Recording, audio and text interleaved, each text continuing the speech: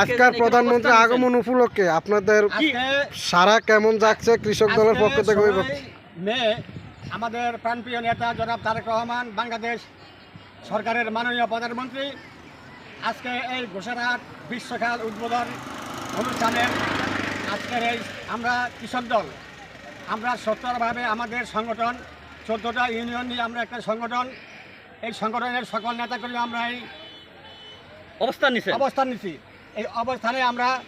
বাংলাদেশ জাতীয় বিএনপির চাঁদপুর জেলা বিএনপির সভাপতি, চাঁদপুর 3 নির্বাচনী এলাকার মাননীয় সংসদ সদস্য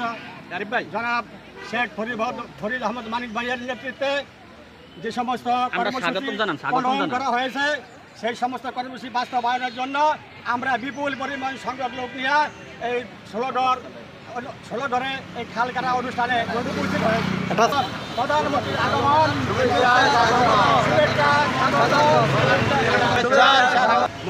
চাঁদপুর সদর উপজেলা কৃষক দলের সভাপতি